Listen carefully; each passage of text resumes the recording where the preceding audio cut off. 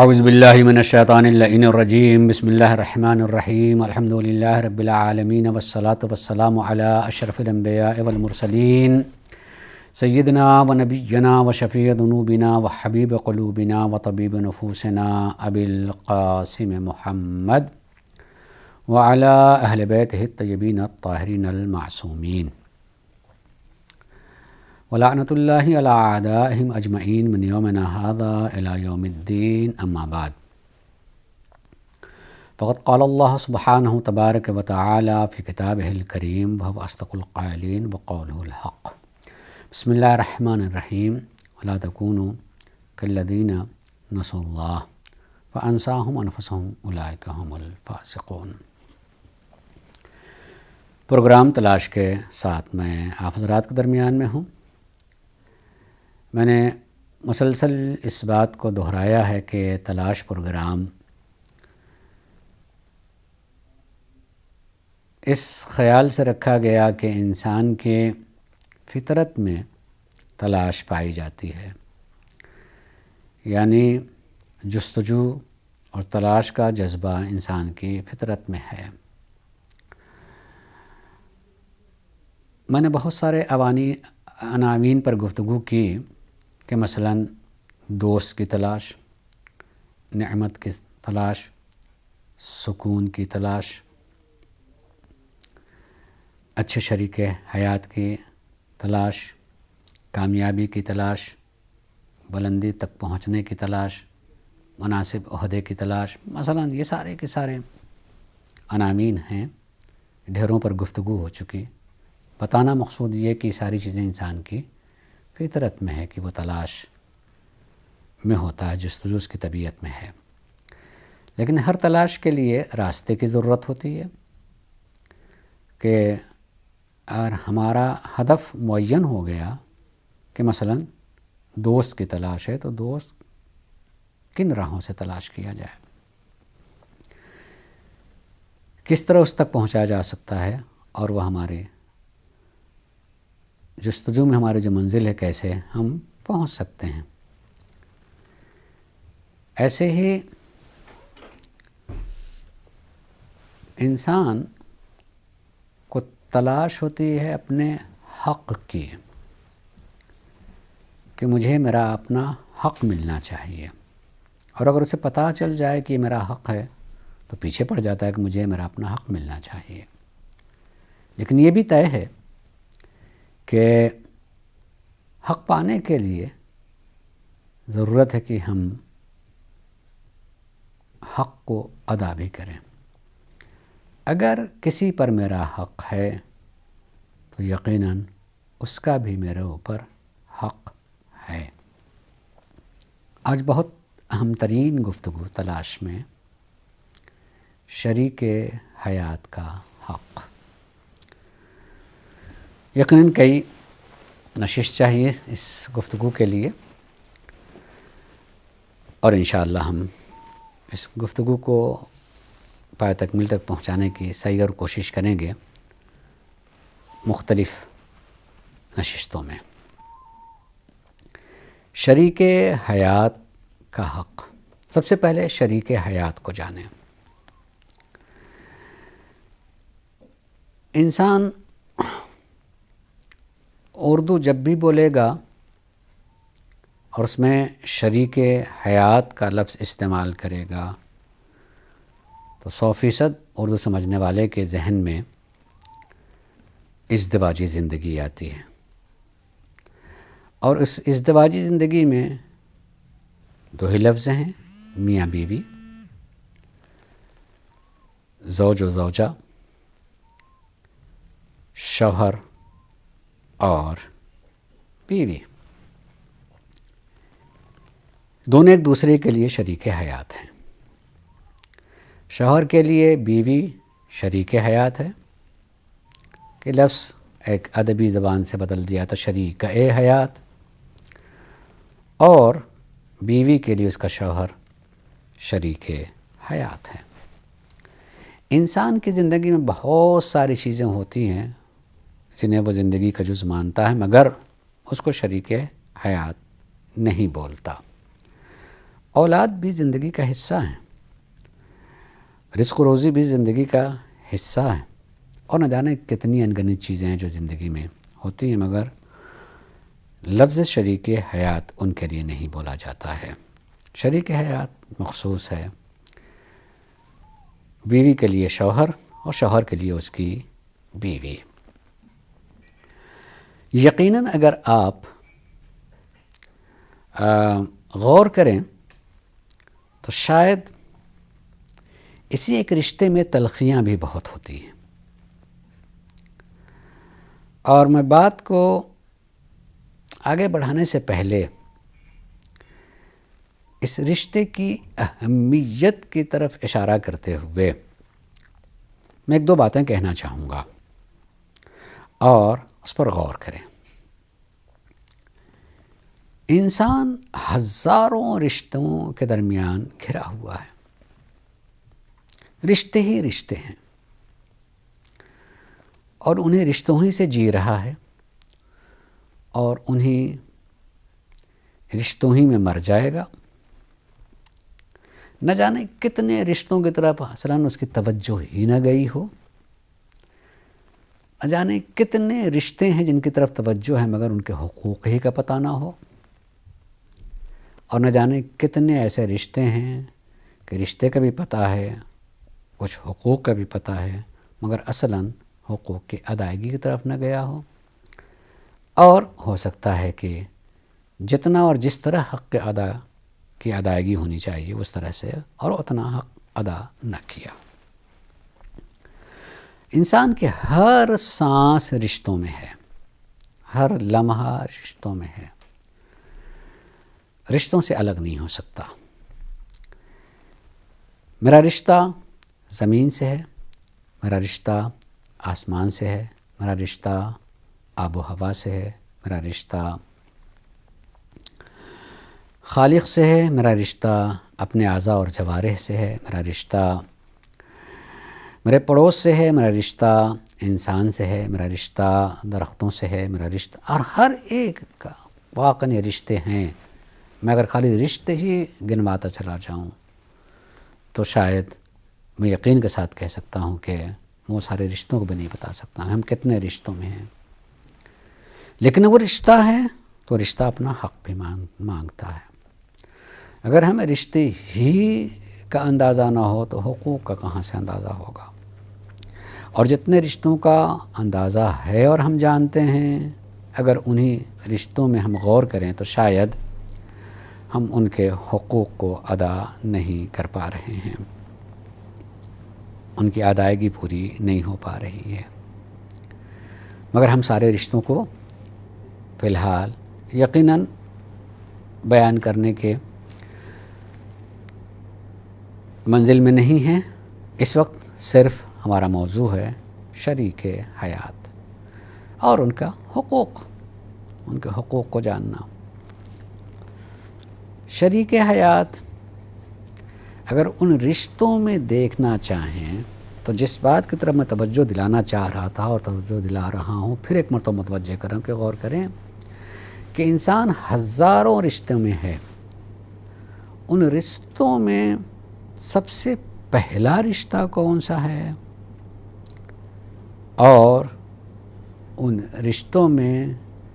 سب سے پہلا ہونے کے ساتھ ساتھ مقدس ترین رشتہ کون سا ہے؟ ظاہر ہے یہ اعتبارات کے اعتبار سے اگر ہم غور کرنا کریں گے تو پہلا ہونا بھی نہ جانے کتنے رشتے ہوں گے جو پہلے ہو جائیں گے، اور مقدس ہونا بھی نہ جانے کتنے رشتے ہوں گے جن کو مقدس اور بہت مقدس کہا جائے گا۔ مثلاً ہم مخلوق ہیں، ہمارا خالق ہے، تو خالق و مخلوق کے اعتبار سے سب سے پہلا رشتہ خالق و مخلوق ہی کا ہے کہ ہمارا ایک پیدا کرنے والا ہے اور ہم پیدا ہونے والے ہیں۔ تو مخلوقات کا اپنے خالق سے پہلا رشتہ ہے، عظیم ترین پہلا رشتہ بھی ہے اور انتہائی مقدس بھی رشتہ ہے۔ اسی اعتبار سے اگر آپ دیکھنا چاہیں گے کہ خالق و مخلوق کے اعتبار سے، پھر والد و والدین کے اعتبار سے اگر ہم دیکھیں کہ ہم یہاں سے بھی پیدا ہوئے ہیں، ہمارے ایک سامنے سے ہم جس کو کہیں کہ ہمارے وجود کا ایک سبب ہمارا باپ ہے، ماں ہے، تو اگر اس رشتے سے دیکھنا چاہیں گے تو پہلا رشتہ ماں باپ کا ہے اور عظیم ترین رشتہ ہے۔ مگر میں صرف یہ بتانا چاہتا ہوں کہ انسان کا آپس میں جو رشتہ ہے وہ ہے، اس میں سب سے پہلا رشتہ کون ہے؟ انسان کا آپس کا رشتہ، سب سے پہلا رشتہ۔ تو یقیناً سب سے پہلے رشتے کو اگر آپ تلاش کریں گے تو سب سے پہلا رشتہ انسان کا آپس میں جو ہوا ہے وہ میاں بیوی کا ہے۔ آدم خلق ہو گئے، حضرت آدم خلق ہوئے، حضرت حوا خلق ہوئی ہیں، کہ دونوں وجود ہے، لیکن جب ان دونوں میں جو رشتہ ہوا ہے تو پہلا رشتہ وہ میاں بیوی کا، اس کے بعد سے سارے رشتے شروع ہوتے ہیں۔ اس کے بعد ہی جب اولاد ہوئی تو اب رشتہ ہے ماں باپ کا، اولاد آگے بڑھی تو رشتہ ہے بھائی بھائی کا، بہن بہن کا، یا بہن بھائی کا۔ پھر اولادوں کی اولاد ہوئی ہے تو اس کے بعد رشتے بڑھے ہیں، خالہ پھوپھی، نانا نانی، دادا دادی وغیرہ کا سارے رشتے۔ جیسے جیسے یہ بڑھتے گئے سلسلہ، ویسے ویسے رشتے بھی بڑھتے چلے گئے،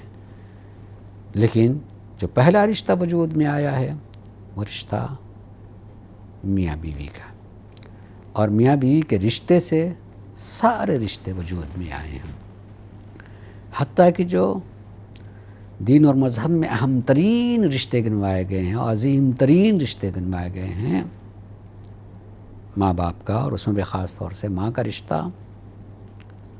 اس حد تک والدین کے رشتے کو جو ہے بتایا گیا کہ اگر تمہیں رضا اللہ کی جاننا ہو کہ اللہ راضی ہے نہیں راضی، تو تم دیکھو کہ ماں باپ راضی ہیں نہیں راضی ہیں۔ والدین کی رضا ایک آئینہ ہے، ایک ذریعہ ہے، ایک واسطہ ہے جاننے کا ماں باپ اللہ کی رضا کا، کہ اگر وہ راضی ہیں تو گویا اللہ راضی ہے۔ ڈھیروں روایات ہیں اس سلسلے میں کہ ان کی رضا سے اللہ راضی ہو جاتا ہے۔ موقع ہے محلت لہذا میں ذکر کر دوں کہ سرکار نبی کریم ایک جوان کی عیادت کو گئے، حالت نزا میں ہے، آخری سانسیں لے رہا ہے، اس موقع پر جو بھی قریب ہو، جانکار ہو، اس کا فریضہ ہوتا ہے کہ اسے کلمہ شہادت پڑھوائے۔ نبی کریم کلمہ شہادت پڑھوا رہے ہیں مگر وہ نہیں پڑھ پا رہا ہے، چونکہ نبی ہیں، اللہ کے نبی ہیں، وجہ کسی حد تک جان گئے۔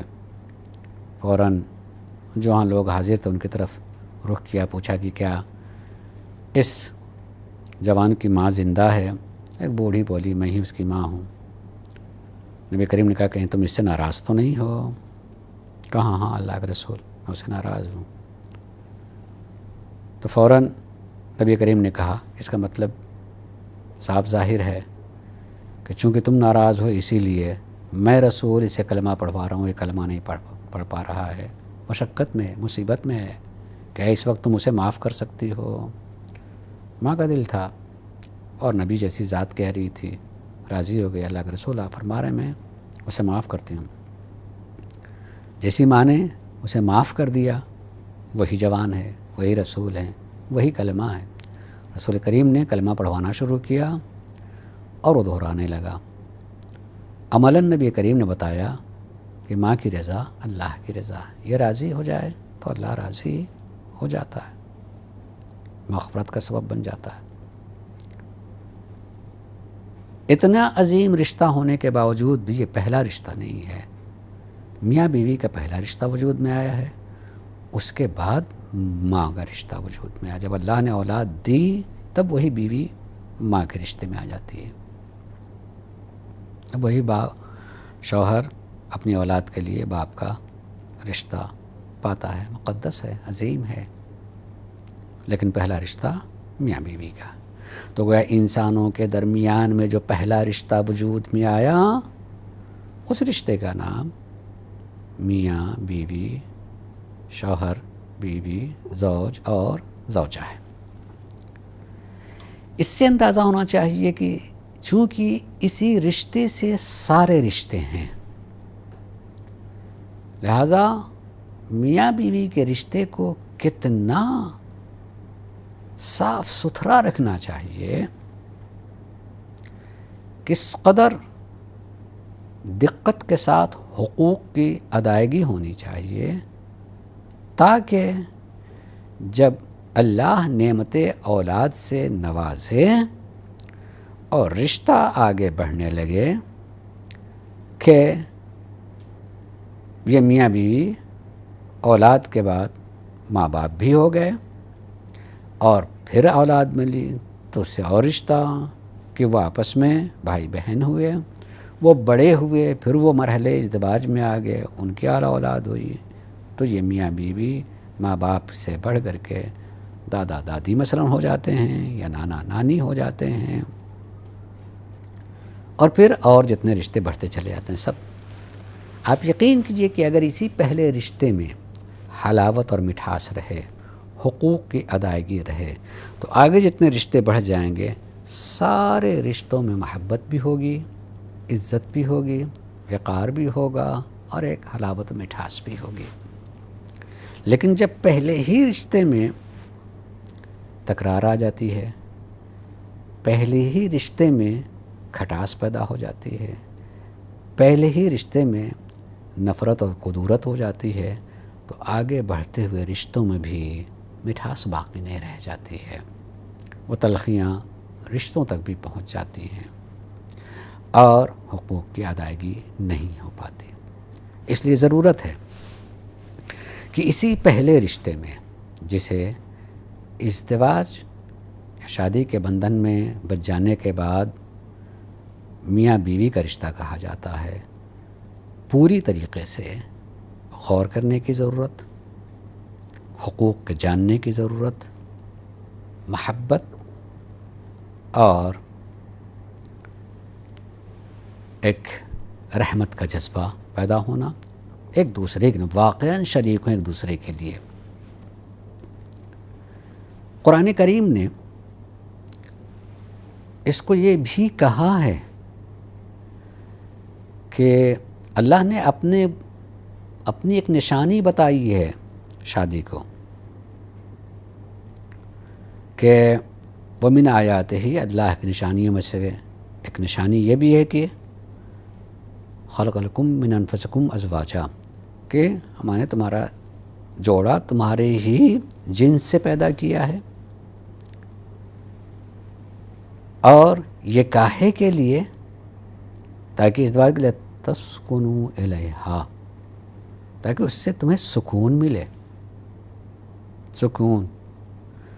اور اللہ نے کہا کہ ہم نے تم دونوں کے درمیان مودت و رحمت قرار دیا۔ مودت و رحمت، ایک دوسرے کے لیے واقعاً اس کے قلب میں ترحم پایا جاتا ہو۔ مودت محبت سے آگے بڑھ کر کے ہے۔ محبت صرف ایک لگاؤ کا، اور وہ قلبی لگاؤ کا نام ہوتا ہے، یعنی دل سے، لیکن مودت عملی لگاؤ کا نام ہوتا ہے۔ محبت زبان سے بتاتی ہے کہ ہم واقعاً چاہتے ہیں، اور مودت عمل سے بتاتا ہے کہ یہ چاہتا ہے۔ اور اللہ نے اس کو اپنی طرف سے ایک نعمت قرار دی ہے کہ ہم نے مودت و رحمت قرار دی ہے تمہارے درمیان میں، یعنی اللہ چاہتا ہے کہ مودت ہو، عملی لگاؤ کا اظہار ہو، عملاً سمجھ میں آئے کہ واقعاً ایک دوسرے کو چاہتے ہیں، تو یہ مودت ہے۔ سرکار حضرت امام زین العابدین علیہ السلام شریک حیات کے حق کو بیان کرتے ہوئے جو کلمات کہیں میں اسے پڑھ رہا ہوں، ذرا اس پر غور کیجئے گا۔ وَأَمَّا حَقُّ رَعِيَّتِكَ بِمِلْكِ النِّكَاحِ فَإِن تَعْلَمْ أَنَّ اللَّهَ جعلها سکنا و مستراحا و انسا و واقعہ. لفظوں پر غور کریں. امام فرماتے ہیں کہ صیغہ عقد کی وجہ سے جو تمہارے رشتے میں آ گیا ہے، بیوی کے لیے شوہر اور شوہر کے لیے بیوی، تو جو اس رشتے سے تمہاری رعیت میں آ گیا ہے، تو تمہیں پتہ ہونا چاہیے، تمہیں جاننا چاہیے کہ ان اللہ جعلہا، کہ پروردگار عالم نے اس شریک کو، اس رعیت کو تمہارے لیے کیا قرار دیا؟ سکنن، وجہ سکون، و مستراحن، وجہ راحت، و انسن، اور انس اور الفت کا سبب، و واقعہ، اور حفاظت کا ذریعہ. دونوں ایک دوسرے کے لیے وجہ سکون، وجہ راحت، وجہ انس الفت و لگاؤ، اور حفاظت کا سبب اور ذریعہ. دونوں ایک دوسرے کے محافظ.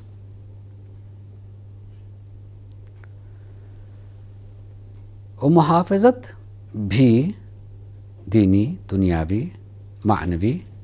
اور مادی ہر اعتبار سے حفاظت کا ذریعہ. اس کے بعد امام فرماتے ہیں کذالک کل واحد منکما یجب ان یحمد اللہ. امام فرماتے ہیں اس لیے تم دونوں پر واجب یہ ہے کہ حمد الہی کرو، شکر الہی کرو. کس طرح؟ اپنے دوسرے شریک کے کو سامنے رکھ کر شکر الہی، پروردگار عالم نے اس کو ہمارا شریک قرار دیا.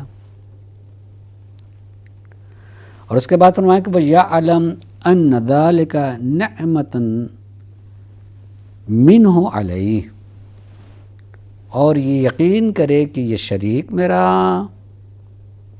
یا شوہر کہے کہ شریک میری، یا اللہ کی طرف سے میرے اوپر ایک نعمت ہے، اللہ نے ایک نعمت قرار دی. ابتدائی طور پر آپ میری بات غور کریں کہ کیا جس وقت آدمی شادی کرتا ہے اسی دن اس کو زحمت سمجھتا ہے؟ زحمت سمجھے تو شادی ہی نہ کرے. یقیناً خوشی کا سبب ہوتا ہے، اور خوشیاں ہوتی ہیں، خوشیوں کا اظہار مختلف طریقوں سے ہوتا ہے. اگر خالی جو ہے بلکہ کہوں خالص دینی بھی ہو تو کم سے کم ولیمہ کر کے خوشی کا اظہار ہوتا ہے. تو زحمت کے لیے تو ولیمہ نہیں ہوگا، نعمت ہی کے لیے تو اللہ نے نعمت کو عطا کی ہے. لیکن جیسے ہی زندگی کچھ آگے بڑھتی ہے، دھیرے دھیرے ایک دوسرے کو کیوں زحمت سمجھنے لگتا ہے. اس کا مطلب یہ ہے کہ یقیناً کہیں حمد خدا نہیں کیا، شکر خدا نہیں کیا، اور حقوق کو جانا نہیں، اور اس کی ادائیگی میں کمی رہ گئی ہے، اور دو طرفہ ہوئی ہے. میں ایک ذکر کروں، اگر اس ذہن میں رہے تو شاید آدمی بہت سارے الجھنوں سے محفوظ ہو جائے. مذہب میں اور دین میں سارا کاروبار آخرت سے متعلق ہے، کہ اگر میرے اوپر کسی کا کوئی حق ہے اور میں اس کو ادا کر دوں تو آخرت میں میرا مقام و منزلت اس ادائیگی کی بنیاد پر بلند ہے، اور مجھے اجر و ثواب ملے گا. اور جو نہیں ادا کرے گا یقیناً اس کی سزا بھی ہے. اگر انسان کا واقعاً یہ ایمان ہو، ایمان آخرت ہو، کہ آخرت میں جو ہم نے کیا ہے اور جو مجھ پر تھا میری ادائیگی کی وجہ سے میں نے اپنا اجر محفوظ کر لیا ہے، تو یقین کیجیے اس دنیا میں بھی اس کے دل میں ایک درد پیدا ہوگا اس کے لیے جو نہیں ادا کر پا رہا ہے، کہ اسے نصیحت کرے، اسے سمجھائے کہ ٹھیک ہے تم حق کو ادا نہیں کر، میرا تو کوئی نقصان نہیں ہو رہا، اگر میرا حق ادا نہیں ہو رہا تو میرا تو کوئی نقصان نہیں ہو رہا، تم اپنا نقصان کر رہے ہو۔ اگر حق کی ادائیگی نہیں پکڑے جاؤ گے، میری ایمان کی نگاہ آخرت کو دیکھ رہی ہے، وہاں میدان محشر میں کھڑے ہوئے لوگ دکھائی دے رہے ہیں، وہاں کف افسوس ملتے ہوئے دکھائی دے رہے ہوں گے، فریاد کرتے ہوئے کہ اگر اب بھی مجھے موقع مل جائے واپس جانے کا تو میں ادا کر دوں۔ اللہ نے قرآن کریم میں ان ساری باتوں کا ذکر کیا ہے، تو پھر کسی انسان کو شکایت نہیں ہوگی، رنج نہیں ہوگا، تکلیف اور اذیت میں نہیں ہوگا، بلکہ اپنا ادا کر کے مطمئن ہوگا کہ ہم نے ادا کر دیا ہے، میں نے اپنی آخرت ٹھیک کر لی ہے۔ اور یقین کیجیے انسانیت کا دل اس کے سینے میں ہے کہ ہوتا ہے تو دوسرے کے لیے اس کو تکلیف اس بات کی کیوں یہ اپنی آخرت تباہ کر رہا ہے، درد پیدا ہوگا، سمجھائے گا، نصیحت کرے گا، موعظہ کرے گا، اور شاید جب دل سے کرے تو اللہ اس کے زبان میں اثر بھی دے دے گا اور وہ حقوق کی ادائیگی کرے۔ اول تو ایک طبعی اور فطری چیز بھی کہ جب ایک آدمی کر رہا ہوتا ہے تو دوسروں میں ایک حیا پیدا ہوتی ہے، اس کے ایمان میں بہرحال کہیں نہ کہیں سے ایک بات آتی کہ نہیں، اتنا ہمیں کم ظرف نہیں ہونا چاہیے کہ ہم کچھ بھی اس کے مقابلے میں نہ کریں، ہم اس کے حق کو ادا نہ کریں۔ جب حق کی ادائیگی نہیں ہوتی ہے تو جان کے بھی آدمی چھوڑنے لگتا ہے کہ وہ نہیں کرا تو میں کیوں کروں، کر رہا ہوتا ہے تو چھوٹنے پر اس کو اذیت ہوتی، نہیں ہم کو پورا کر دینا چاہیے۔ تلخیاں صرف شکوے کی بنیاد پہ ہوتی ہیں، اور آخرت کا ایمان یقین نہ ہونے کی بنیاد پہ ہوتی ہیں۔ اگر ایمان آخرت کا ہو تو سکون ہوگا کہ میں نے تو کوئی غلطی نہیں کی، تو میں نے کم سے کم اپنی آخرت محفوظ کی ہے۔ اور ایک انسان ہو کے ناطے اور ایک شریک حیات ہونے کے ناطے درد بھی پیدا ہوگا کہ نہیں، اس کو بھی بتانا چاہیے کہ تم اپنے کو خراب کر رہے ہو، تم اپنی آخرت بگاڑ رہے ہو۔ جیسے ایک آدمی اپنے بچوں کے لیے محنت کر رہا ہوتا ہے کہ میں اسے پڑھاؤں گا نہیں، میں اس کو سکھاؤں گا نہیں، تو اس کا بھائی تم پڑھتے لکھ کو کیوں اس کے لیے فکر کرتے ہو؟ چونکہ اپنا حصہ ہے، اپنے وجود کا حصہ ہے، اس لیے درد پیدا ہوتا ہے کہ نہیں اس کی کامیابی میری کامیابی۔ ویسے ہی ازدواجی زندگی میں بھی ایک دوسرے کی کمی میں درد پیدا ہونے لگے گا، اپنا پورا کرنے کے بعد یقیناً ایک درد ہوگا کہ نہیں، اس کو احساس دلاؤ کہ اپنا نقصان نہ کرے اور پورا کرتا چلا جائے۔ احساس پیدا ہوگا اور احساس میں یقیناً اثر بھی ہوگا اگر ایمان کے ساتھ آدمی کہہ رہا تھا۔ امام فرماتے ہیں کہ وجب ان یحمد اللہ علی صاحبہ، کہ اللہ کی حمد کرے ہر اپنے شریک کو سامنے رکھ کر کے، شریک حیات کو، بیوی اپنے شوہر کو ایک نعمت مانے کہ اللہ نے یہ کا شکر ہے کہ ہمیں شریک حیات کو دیا۔ شوہر شکر خدا کرے کہ یہ ایک نعمت ہے اور اللہ نے ایسی شریک حیات کو دیا۔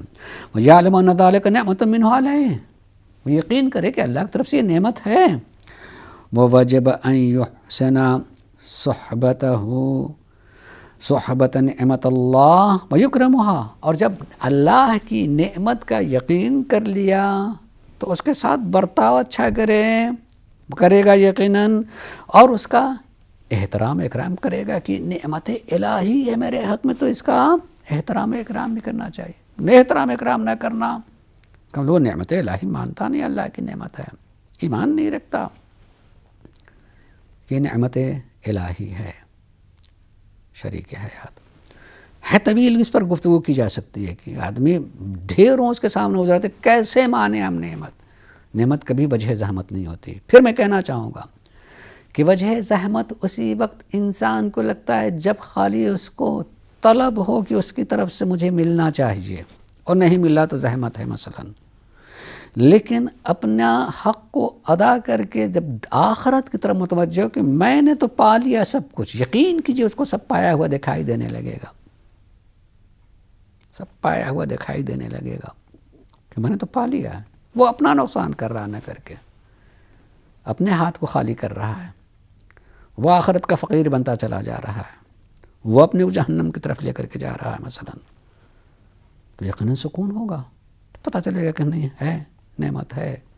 کہ اگر یہ رشتہ نہ ہوتا تو میں حقوق کو ادا نہیں کرتا یا کرتی، اور یہ رشتہ ہے اور میں حقوق کو ادا کروں، اپنی آخرت کو بنا رہا ہوں یا بنا رہی ہوں۔ حضرت امام فرماتے ہیں کہ یکرمھا، وہ اپنے اس ریت، اپنے اس شریک حیات یا شریک حیات کا اکرام اور اس کے ساتھ نرمی، رفق، محبت۔ وَإِنْ كَانَ حَقُّكَ عَلَيْهَا أَغْلَظَ وَطَاعَتَكَ بِهَا أَلْزَمْ فِي مَا أَحْبَبْتَ وَكَرِهْتَ مَا لَمْ تَكُنْ مَعْصِيَةً فَإِنَّ لَهَا حَقُّ الرَّحْمَةِ وَالْمُوَانَسَةِ۔ مطلب کہ وَإِنْ كَانَ حَقُّكَ عَلَيْهَا أَغْلَظَ وَطَاعَتَكَ بِهَا أَلْزَمْ، اگرچہ کہیں کہیں ایسا ہو سکتا ہے کہ ایک کا حق دوسرے پر زیادہ ہو اور بڑا ہو، کسی جگہ ایک ایسا ہو سکتا ہے کہ بیوی کا حق شوہر کے اوپر اس کے حق کے مقابلے میں بڑا ہے، اور کبھی شوہر کا حق بیوی کے اوپر اس کے حق کے مقابلے میں بڑا ہے۔ رشتے جیسے ہی آگے بڑھتے ان حقوق کے اعتبار سے چھوٹا بڑا ہونا بھی ہوتا ہے، اور ہر رخ سے مثلاً میں صرف اشاعتاً کہوں چونکہ میرا موضوع نہیں ہے، میں حقوق کو تفصیل کے کیا کیا ہیں بیان کریں گے، کہ مثلاً صرف رشتے میں آ جانا، رشتہ ہوا، شادی ہو گئی، یہ بعض چیزیں جن کی طرف توجہ نہیں ہوتی ہے ابتدا میں، کہ جب ہم اس رشتے میں آ رہے ہیں تو کچھ مجھے اس رشتے کو قبول کرنے سے پہلے کہنے کا حق یا ماننے کا حق یا انکار کا حق یا اقرار کا حق ہے یا نہیں، اور چونکہ اس کی طرف توجہ نہیں ہوتی اور گھر میں بزرگ ان چیزوں کو بتاتے نہیں ہیں، تو جب زندگی میں کہیں خدا نہ کردہ مسائل آتے ہیں تو انسان اپنی نادانی کی طرف متوجہ ہوئے بغیر دین اور مذہب میں کمی بتانے لگتا ہے، یہ کیسا دین، یہ کیسا مذہب، یہ حق ہم کو نہیں دیتا، وہ حق ہم کو نہیں دیتا۔ مثلاً جلسی سے ایک بات کہوں، شادی کو اگر آپ دیکھیں تو شادی جس طرح سے مذہب میں ہے اس میں عورت اپنے وجود کو پیش کرتی ہے اور مرد اسے قبول کرتا ہے، یعنی دوسرے لفظ کو عورت شادی کرتی ہے اور مرد اسے قبول کرتا ہے۔ اس لیے اگر دو وکیل بیٹھے ہوئے صیغہ عقد جاری کرتے ہیں تو پہل عورت کی طرف سے ہوتی ہے، کہ عورت کا وکیل کہتا ہے کہ میں نے فلاں کو تمہارے عقد میں دیا، یا اپنے موکلہ جس نے مجھے وکیل بنایا ہے اس کو تمہارے عقد میں دے دیا ہے، تب مرد کا وکیل کہتا ہے کہ میں اسے قبول کر رہا ہوں۔ پہلی اس جگہ اگر آپ اسی جگہ متوجہ ہو جائیں کہ جو اپنے وجود کو حوالے کر رہا ہے اور جو اس وجود کو قبول کر رہا ہے، جو اپنے نفس کو حوالے کر رہا ہے، جو دوسرا اس نفس کو قبول کر رہا ہے، تو جو حوالے کر رہا ہے اس کو ابتدا میں بہت سارے اختیارات ہیں کہ وہ حوالگی سے پہلے اپنی آئندہ زندگی کے بارے میں بہت ساری چیزیں کہے، میں حوالے کر رہی ہوں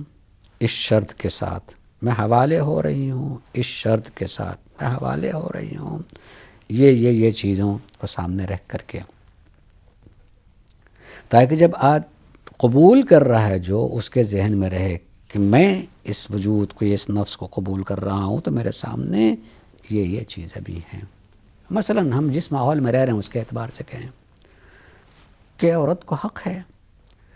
کہ چونکہ تم میرے وجود کو، میرے نفس کو قبول کرو گے تو اختیارات تمہارے ہاتھ میں ہوں گے، اس لیے میری شرط پہلے سے کہ نہیں،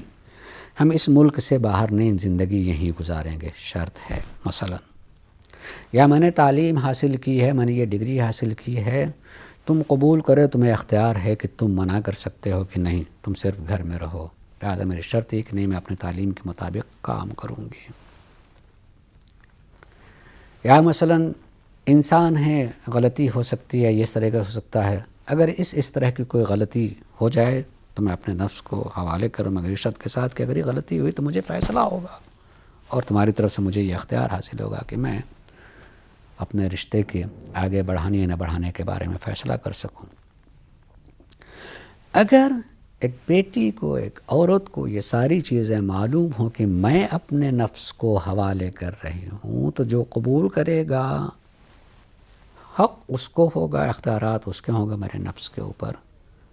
تو میں ان اختیارات میں کم سے کم اپنے علم، اپنے حالات، اپنے دوسری چیزوں کو سامنے رکھتے ہوئے کہہ دوں کہ ہاں حوالگی ہے مگر ان شرط کے ساتھ۔ ہم کسی چیز کو، اپنے گھر کی کسی چیز کو کسی کو دے رہے ہیں تو اگر مجھے اس چیز سے محبت ہے تو میں کہہ سکتا ہوں کہ بھئی میں آپ کے حوالے کر رہا ہوں، آپ لے لیں، مگر اس کو ایسی جگہ پہ رکھیے گا، اس طرح سے رکھیے گا، اس طرح سے اس کا خیال رکھیں گے۔ اگر آپ اس کو نہ کر سکیں تو نہ لیں، یا میں حوالے نہیں کر رہا ہوں، یا اگر آپ کی زندگی میں ایسا میں نے دیکھا کہ وعدہ کرنے کے بعد آپ اس کو پورا نہیں کر رہے ہیں، شرط کو ماننے کے بعد اس پر شرط کے مطابق عمل نہیں کر رہے ہیں، تو میں واپس لے لوں گا۔ تمام معاملات میں اس طریقے سے ہوتا ہے انسان، لیکن جس چیز کو قبول کرتا آدمی اختیارات اس کے ہاتھ میں، ایسے شادی میں بھی اختیارات مرد کے ہاتھ میں، اس لیے وہ قبول کر رہا ہوتا ہے۔ اس لیے بیٹی، بہن یا ایک عورت کی طرف سے یہ ساری چیزیں اس کو پتہ ہونی چاہیے۔ ایسا نہ ہو کہ جب حالات بگڑ جائیں اور کہ بس مجھ کو ابھی الگ ہو جانا ہے اور نہ ہو پا رہی ہو، مذہب کہہ رہے کہ نہیں بھئی یہ چیزیں ہو جائیں، تو وہ مذہب ہی پر، یہ کیسا مذہب ہے کہ ہم کو کوئی اختیار ہی نہیں ہے، ہم کچھ کر ہی نہیں سکتے ہیں، ہم کو نہیں، فیصلہ کرنے کا جو وقت تھا اس وقت آنکھ بند تھی، اس وقت آپ کو اپنے اعمال کے بارے میں کچھ پتہ ہونا چاہیے، پڑھنا چاہیے، جاننا چاہیے۔ آدمی شادی کے سلسلے میں جانے کتنی چیزیں جانتا ہے، شکل و صورت جانتا ہے، اس کے مال و دولت کو جانتا ہے، اس کے عمر کو جانتا ہے، سب کچھ، تو دین کے مسائل کیوں نہیں جانتا؟ اسی میں کیوں بالکل آنکھ بند رہتی ہے، آنکھ کھلتی نہیں ہے؟ والدین کو بتانا چاہیے، والدین کو چاہیے کہ پڑھے لکھوں سے، علماء سے رابطہ کر کے کہ بھئی ہر چیز جاننے کی کوشش کرتے، انہی چیز کے بارے میں نہیں کرتے، اسی لیے جو ہے مذہب کی طرف سے بدزنی ہونے لگتی ہے۔ دوسری چیز کہ اگر آدمی ان چیزوں کو جان لے، جان کر کے اس پر عقد کرے گا، شریک حیات کو بنائے گا، تو یقیناً ساری چیزیں اس کے سامنے واضح ہوں گی اور بہتر زندگی گزرے گی۔ اس لیے امام نے فرمایا کہ کبھی کبھی ایسا ہو سکتا ہے کہ ایک کا حق دوسرے کے حق پر بڑا ہو، اگر کسی شرط کو قبول کر لیا تو ٹھیک، اس کا حق آپ نے قبول کر لیا تو وہ حق اس کے مقابلے میں اس کا بڑا ہے کہ اس نے یہ شرط رکھی اور آپ نے قبول کیا مثلا۔ اس لیے فرمایا کہ ہو سکتا ہے کسی وقت کسی کا حق کسی پر بڑا ہو۔ ہاں بعض شرائطیں ایسی ہو سکتی ہیں، بعض باتیں ایسی ہو سکتی ہیں کہ وہ معصیت بھی ہوں، تو وہ اس کو جاننا چاہیے کہ معصیت خدا نے کرتا، اس کو شرط میں قرار نہ دیا جائے۔ فَإِنَّ لَهَا حَقُّ الرَّحْمَةِ وَالْمُوَانَسَةِ، شریک کو حق بہرحال ہے کہ اس کو ان سے الفت ملنا چاہیے۔ وَمَوْضِعَ السُّكُونِ إِلَيْهَا، اور وجہ سکون وہ ہے قضاء اللذة الذي لا يضمن قضاؤها، اور بہرحال ایک اس میں ایک ظاہری لذت بھی ہے اور کسی ایک کے لیے نہیں کہا سکتا، دونوں کے لیے ہے، تو اس میں مداومت اور تسلسل بھی، یعنی اس حق کو کوئی دوسرے سے چھین نہیں سکتا۔ وذالک عظیم، اور یہ بہرحال بڑی چیز ہے۔ اگر آدمی ان ساری چیزوں کو جانے گا اور ایک دوسرے کے حق کو کسی اعتبار سے کسی حد تک بھی جانے گا، تو یقیناً حق کی ادائیگی کے بعد اسے تسکین اور سکون ہوگا کہ میں نے حق کو ادا کیا ہے اور میری آخرت مطمئن۔ مختصر یہی ہے کہ انسان ازدواجی زندگی میں جیسے جیسے زندگی آگے بڑھ رہی ہوتی ہے اور اللہ نے اولاد سے نوازا ہے، وہ بھی بڑے ہونے لگتے ہیں، تو کہیں نہ کہیں سے کچھ حالات یا بلائیں مشکلات آ جاتی ہیں، لیکن جو میں نے کہا کہ کہیں نہ کہیں سے آ جاتی ہیں، حقیقت میں وہ کہیں دور سے الگ سے نہیں آتی ہیں، بلکہ اگر انسان غور کرے تو اپنی ہی نادانی کا نتیجہ ہوتا ہے، اور اس نادانی کے نتیجے میں حقوق کے عدم ادائیگی کی وجہ سے ہوتا ہے۔ اگر حقوق کی ادائیگی ہو تو یقیناً سکون رہے گا۔ میں چاہوں گا کہ تھوڑا سا وقت ہے تو میں اس کی وضاحت بھی کروں۔ جیسے اگر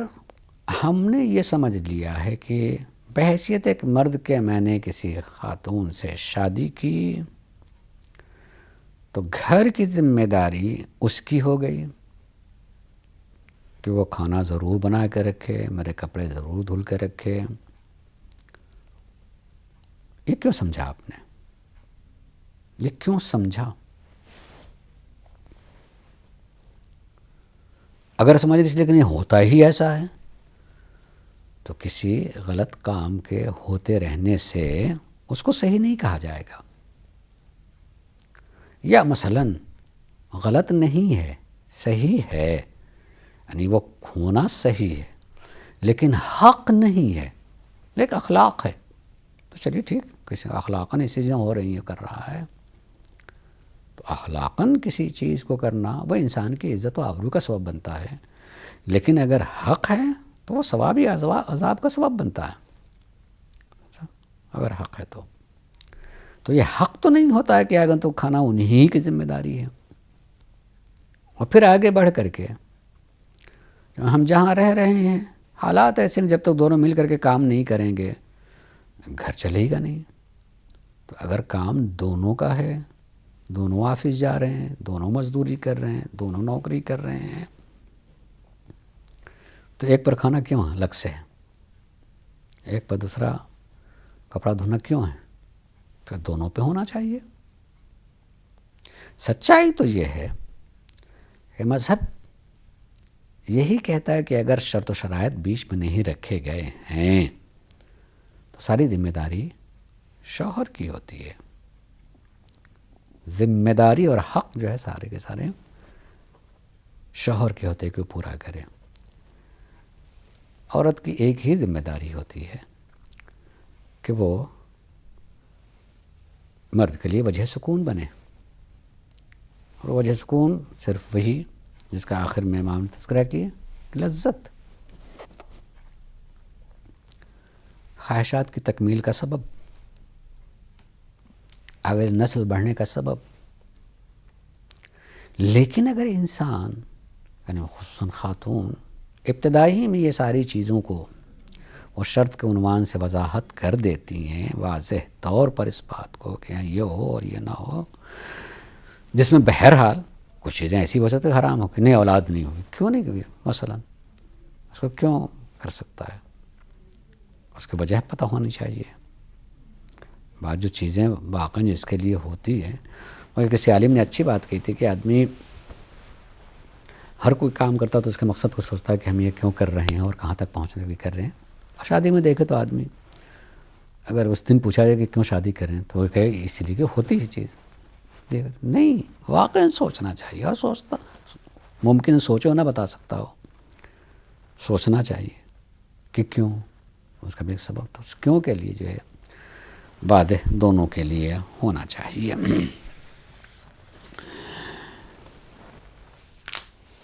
بہر وضاحت طلب ہے، اور خصوصاً حقوق کی فہرست بے انتہا وضاحت طلب ہے، فہرست کو اگر دیکھا جائے، اور وہ فہرست بھی کچھ قطعی ہیں کہ قطعاً یہ حق ہے،